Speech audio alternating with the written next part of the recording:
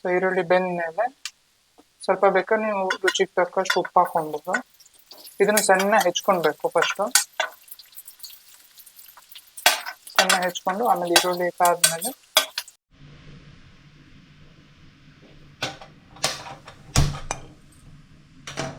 So ಈಗ ನಾವು ಮಲೆನಾಡು ಶೈಲಿಯ ಪತ್ರೊಡೆ ಮಾಡ್ತಾ ಇದ್ದೀವಿ.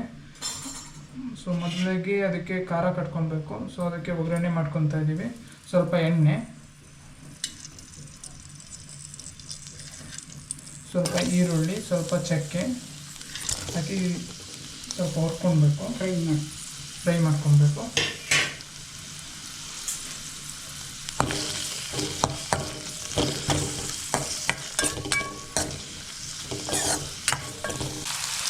ಸ್ವಲ್ಪ ಈರುಳ್ಳಿ ಬೇಯ್ತಾ ಬರ್ತಿರ್ಬೇಕಾದ್ರೆ ಒಂದು 2 ಚಮಚ ಧನಿಯಾ ಪುಡಿ, 1 ಚಮಚ ಧನಿಯಾ ಪುಡಿ,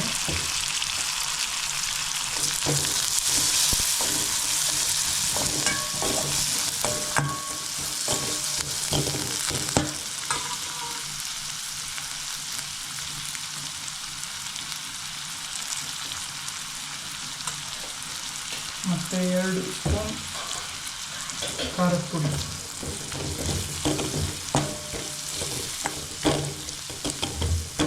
ಇಷ್ಟು ಹಾಕ್ಕೊಂಡು ಸ್ವಲ್ಪ ಈರುಳ್ಳಿ ಫ್ರೈ ಹಾಕೊಂಡು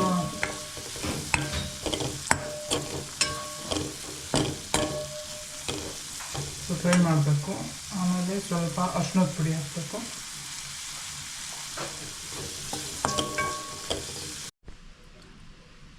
ಸೊ ಇದು ಫ್ರೈ ಆದಮೇಲೆ ಸೊ ನಾವೇನು ಮಾಡ್ತೀವಿ ಅಂದರೆ, ಈಗ ಅಕ್ಕಿ, ಉದ್ದಿನಬೇಳೆ, ಕಡಲೆಬೇಳೆನ ನೆನೆಸಿಟ್ಕೊಂಡಿರ್ತೀವಿ. ಒಂದು 2-3 ಅವರ್ಸ್ ನೆನೆಸಿಡಬೇಕು. ಅವಾಗ ಇದು ಸ್ಮೂತ್ ಆಗುತ್ತೆ, ಕಡಲಿಕ್ಕೆ ಈಸಿ ಆಗುತ್ತೆ. ಸೊ ಈಗ ಇದ್ರ ಜೊತೆ ಈ ಖಾರ ಮಾಡ್ಕೊಂಡಿದ್ದೀವಲ್ಲ, ಈರುಳ್ಳಿ ಮತ್ತು ಮೆಣಸಿನ ಪುಡಿ ಹಾಕಿಬಿಟ್ಟು ಇದನ್ನು ಇದರೊಟ್ಟಿಗೆ ಮಿಕ್ಸ್ ಮಾಡಿಬಿಟ್ಟು ಈಗ ಕಡಿತಾ ಇದ್ದೇವೆ. ಸೊ ನಾವೀಗ ಆ ಖಾರದ ಜೊತೆ ಅಕ್ಕಿ, ಉದ್ದಿನಬೇಳೆ, ಕಡಲೆಬೇಳೆನ ಕಲಿಸ್ತಾ ಇದ್ದೇವೆ. ಸೊ ನಾವು ತೊಗೊಂಡಿರೋ ಏನಂದರೆ, 1 ಜ್ಯೂಸ್ ಲೋಟ ಅಕ್ಕಿಗೆ ಒಂದು 100 ಗ್ರಾಮ್ ಕಡಲೆಬೇಳೆ, 100 ಗ್ರಾಮ್ ಉದ್ದಿನಬೇಳೆ ಹಾಕಿದ್ದೇವೆ. ಸೊ ನೀವೇನಾದ್ರು ಜಾಸ್ತಿ ಮಾಡ್ತಿದ್ದೀರ ಅಂದರೆ ನೀವು ಜಾಸ್ತಿ ಮಾಡ್ಬೋದು. ಓಕೆನಾ?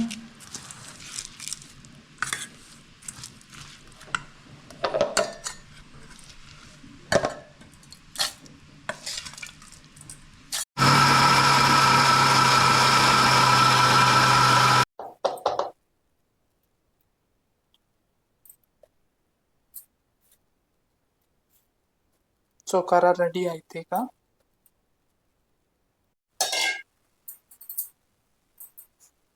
ಓಕೆ, ಪತ್ರೊಡೆ ಮಾಡೋಕ್ಕೆ ಮೇಯ್ನ್ ಬೇಕಾಗಿರೋ ಪದಾರ್ಥನೇ ಇದು ಎಲೆ. ಇದು ನೋಡೋಕ್ಕೆ ಕೆಸ ಥರ ಇರುತ್ತೆ, ಆದರೆ ಕೆಸ ಅಲ್ಲ, ಇದು ಮರಗೆಸ. ಸೊ ಮರದಲ್ಲೆಲ್ಲ ಬಿಡುತ್ತೆ. ಇದು ನಿಮಗೆ ಕಾಡಲ್ಲಿ ಸಿಗುತ್ತೆ. ಸೊ ಇದನ್ನು ನೀವು ತರಬೇಕು. ಸೊ ನಾನೀಗ ಒಂದು ಅರೌಂಡು 15 to 20 ಎಲೆ ತಗೊಂಡಿದ್ದೀನಿ. ಸೊ ಈ ಕಡ್ದಿರೋ ಖಾರನೇ ಇದಕ್ಕೆ ಹಚ್ಬಿಟ್ಟು ನಾವು ಸರ್ಗಲಲ್ಲಿ ಇಡಬೇಕು. ಬನ್ನಿ ನೋಡೋಣ ನೆಕ್ಸ್ಟ್ ಏನು ಮಾಡೋದು ಅಂತ.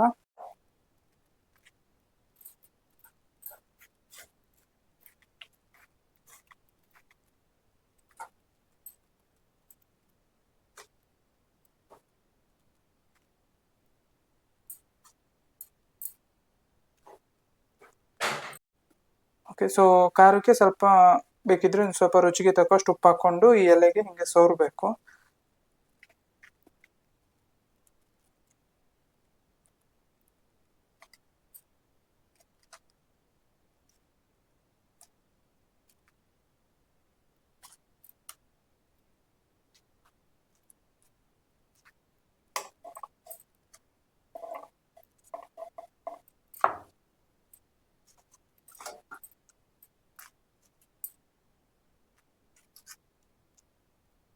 ಸೊ 1 ಸೈಡು ಮಾತ್ರ ಖಾರ ಹಚ್ಚಿದ್ರೆ ಸಾಕು, ಇನ್ನು 2 ಸೈಡ್ ಹಚ್ಚೋದು ಬೇಡ.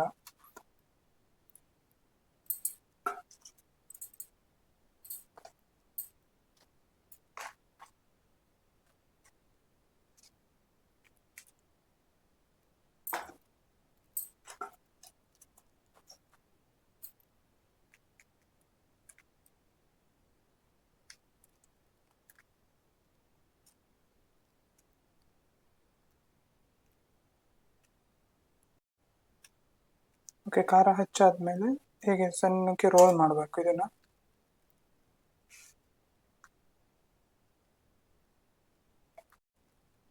ಸೊ ರೋಲ್ ಮಾಡಿರೋದನ್ನ ತಂದ್ಬಿಟ್ಟು ಹಿಂಗೆ ಬೇಯಕ್ಕೆ ಇಡಬೇಕು.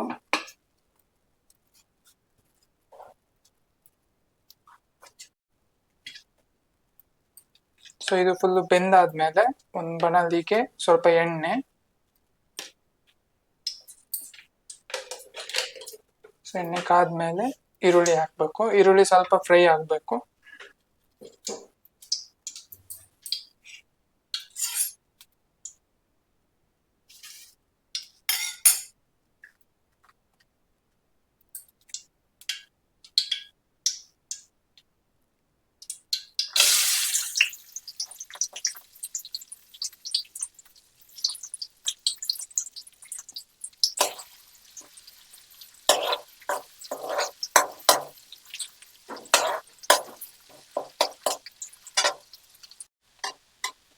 ಸೊ ಈರುಳ್ಳಿ ಬೆಂದ್ಮೇಲೆ ಸ್ವಲ್ಪ ಬೇಕಾದ್ರೆ ನೀವು ರುಚಿಗೆ ತಕ್ಕಷ್ಟು ಉಪ್ಪು ಹಾಕೊಂಡ್ಬಿಟ್ಟು ಇದನ್ನು ಸಣ್ಣ ಹೆಚ್ಕೊಳ್ಬೇಕು. ಫಸ್ಟು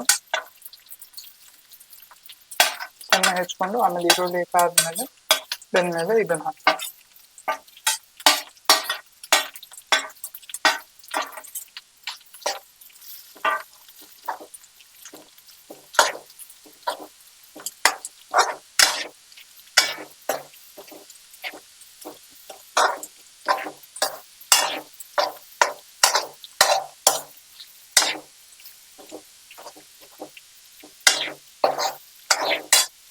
ಸೊ ತುಂಬ ಏನು ಫ್ರೈ ಆಗೋದು ಬೇಡ, ಸ್ವಲ್ಪ ಬಿಸಿ ಆದರೆ ಸಾಕು.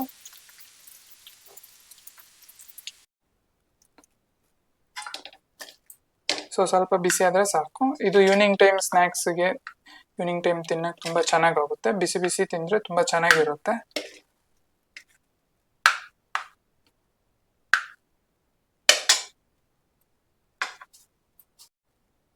ಸೊ ಈವ್ನಿಂಗ್ ಟೈಮು ತಿನ್ನಕ್ಕೆಲ್ಲ ತುಂಬ ಚೆನ್ನಾಗಿರುತ್ತೆ. ಏನು ಮತ್ತೆ ಎಕ್ಸ್ಟ್ರಾ ಏನು ಆ್ಯಡ್ ಮಾಡೋದು ಬೇಡ. ಬಿಸಿ ಬಿಸಿ ತಿಂದರೆ ತುಂಬ ಚೆನ್ನಾಗಿರುತ್ತೆ. ನೋಡಿ ಮನೇಲಿ ಟ್ರೈ ಮಾಡಿ. ವಿಡಿಯೋ ಇಷ್ಟ ಆದರೆ ಲೈಕ್ ಮಾಡಿ, ಶೇರ್ ಮಾಡಿ, ಸಬ್ಸ್ಕ್ರೈಬ್ ಮಾಡಿ. ಸೊ ಮುಂದಿನ ವಿಡಿಯೋ ಸಿಗೋಣ. ಅಲ್ಲಿ ತನಕ ಬೈ ಬೈ.